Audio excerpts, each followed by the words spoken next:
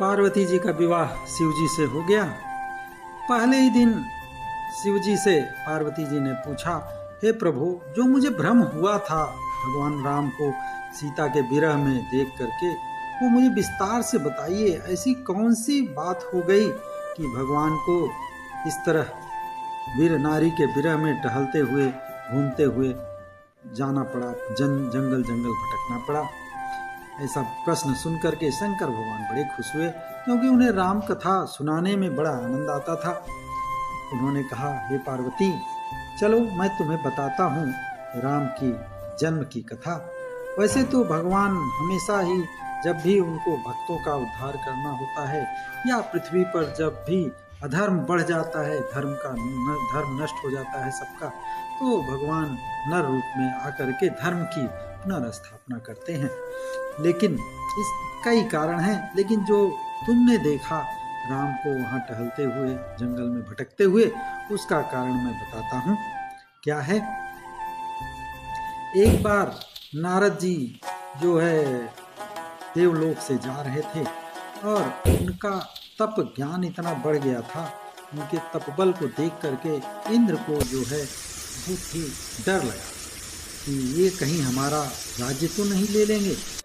ऐसा सोच करके उन्होंने जाकर के कामदेव को बोला, कामदेव, इस नारद को कुछ करो, नारद का जिससे ये जो तपस्या है वो भंग हो जाए, इसकी जो तप का बल है ये नष्ट हो जाए। तो उनके आदेश पर कामदेव गए और उन्होंने नाना प्रकार से चेष्टा की कि किसी भी तरह नारद के ऊपर कोई मोह माया का कुछ असर हो, लेकिन कहाँ, नारद तो भगवान विष्णु के शिष्य थे, उनके ऊपर कहाँ असर होने वाला था। उनको कुछ असर नहीं पड़ा। फिर अंत में हार मान करके कामदेव जो है वो उनको प्रणाम किया, बोला, आप धन्य हो, मैं आपसे जीत नहीं सकता, आपसे कोई नहीं जीत सकता।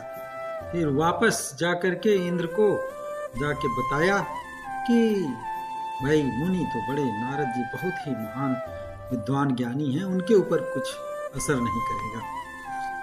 इधर नारद जी शंकर जी के पास गए और बड़े हमारे घमंड के बताया कि देखिए मैंने कामदेव को हरा दिया, कामदेव मेरा कुछ नहीं बिगाड़ पाया। और शंकर जी वो सुन करके बोले, हे मुनि नारद जी, मैं आपसे प्रार्थना करता हूँ कि आप मुझसे तो बता दिए, लेकिन ये चीज़ भगवान को मत बताइएगा, विष्णु जी को मत बताइएगा। तो मैं बार बार कह रहा हूँ। यद्यपि शंकर जी उनके हित के लिए किए थे, लेकिन शंकर जी के उपदेश जो है नारद को अच्छा लगा नहीं। और इसी एक बार जो है वो अपना बीड़ा उड़ा बजाते पहुंच गए नारायण नारायण करते हुए नारायण के पास, और जा करके वहाँ भी अपना वही गीत गान शुरू कर दिया कि मैंने देखो कामदेव को हरा दिया। क्यों, घमंड तो आ गया था, वो बिना बताए कहाँ रह सकते थे। भगवान ने सोचा ये तो हमारे भक्त के जो मन में घमंड आ गया है, इसका तो कुछ उपाय करना पड़ेगा। नारद जी जब वापस आने लगे वहां से, तो भगवान ने लीला रची। उनके रास्ते में एक 100 कोस का एक नगर बनाया, तो बिल्कुल वैकुंठ की तरह ही अत्यंत सुंदर था। वहाँ पे सारे सुंदर नर नारी रहते थे और राजा भी वहाँ बड़ा सीमित था। ये सब रचना किया भगवान ने नारद जी को कुछ समझाने के लिए, नारद का घमंड दूर करने के लिए। और उसकी एक बेटी राजकुमारी जो थी वो भी अत्यंत सुंदर थी, वो भी माया का ही रूप था, अत्यंत सुंदर थी। और उसका जो है उस समय वो जो विवाह का यज्ञ चल रहा था। विवाह के लिए पहले आयोजित होता था कि कैसे जो है किस तरह से क्या प्रतिज्ञा लेती थी रानी के, ऐसा कर देंगे तो रानी के साथ विवाह हो जाएगा उस राजकुमारी के साथ। तो वही वहाँ पे था कि जिसको वो चुन लेगी वही उससे उसका विवाह हो जाएगा। फिर लोगों से पूछा नारद ने, तो सबने बताया कि ऐसी ऐसी बात है। अब नारद जी गए, वहाँ पहुँच गए, चलिए देखते हैं क्या है कैसा है वहाँ पे। लेकिन वहाँ पहुँचे तो राजा जी ले आए उस राजकुमारी को कि देखिए मुनि जी, इसका हाथ देखकर बताइए कैसा है। उस कन्या का हाथ देखना तो दूर, उसके सुंदरता को देख करके नारद जी मंत्रमुग्ध हो गए। बहुत देर तक उनको कुछ होश नहीं रहा। फिर जब उसका हाथ देखे तो आश्चर्यचकित हो गए। उसके हाथ में तो लिखा था कि जो है जो उससे शादी करेगा वो अमर हो जाएगा। लेकिन वो ये बात राजा को बताए नहीं, चुपचाप कुछ बना के ऐसे ही, हाँ हाँ बहुत अच्छी है, बहुत अच्छा, हाँ तो इसका भाग बड़ा अच्छा है, इतना कह करके वहाँ से चल पड़े और सोचने लगे कैसे मैं इस कन्या से विवाह करूं, और कुछ तो उपाय करना पड़ेगा।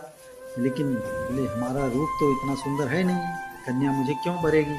तो उनके दिमाग में आया कि चलो भगवान विष्णु से उनका रूप मांग लेते हैं। और लेकिन वो सोचने लगे कि अगर मैं जाऊंगा बैकुंठ तो बहुत देर हो जाएगी।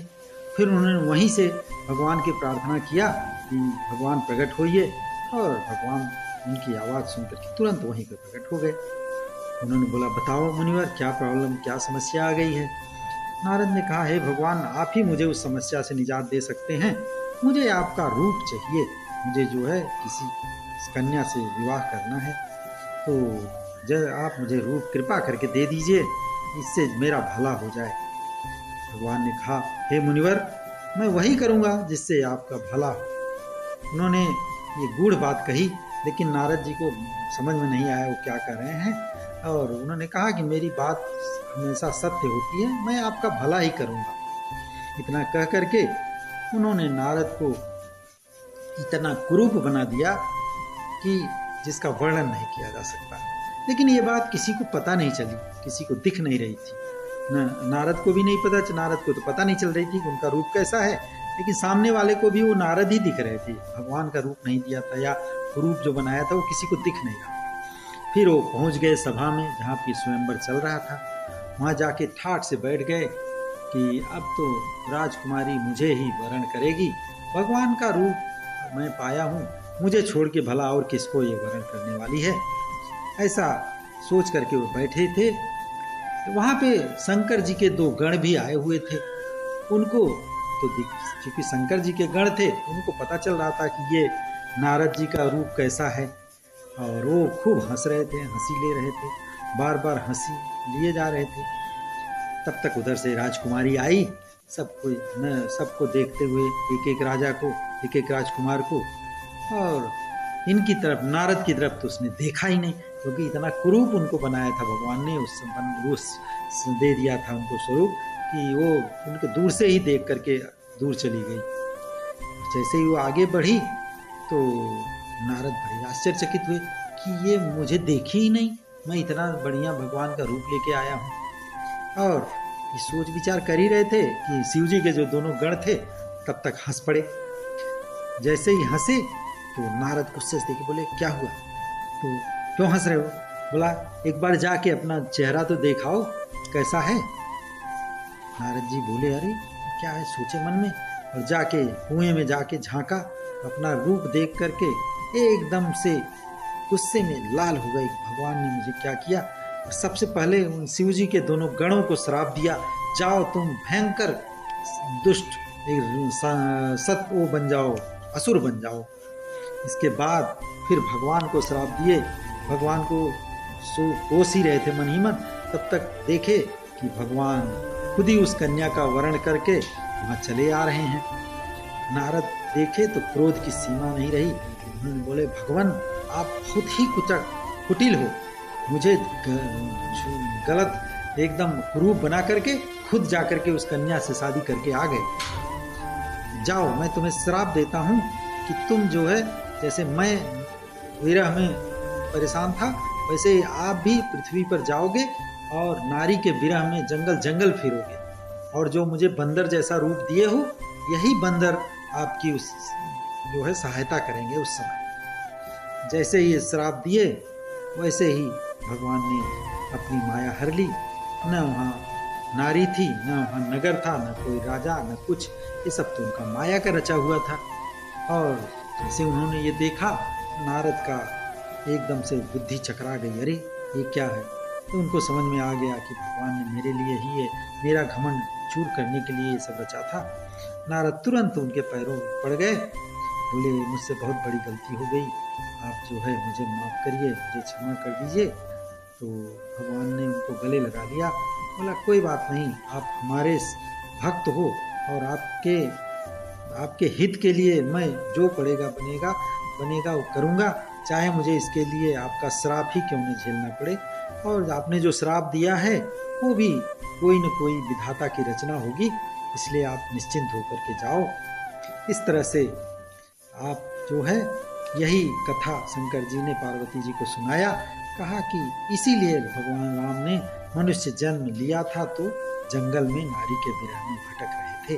ये रहा नारद का मोह, उनका भ्रम दूर करने के लिए भगवान की कथा। और क्यों फिर भगवान राम को जंगल में सीता को खोजते हुए भटकना पड़ा, ये इस तरह से पार्वती जी का संशय उन्होंने शंकर जी ने दूर किया। इसके आगे और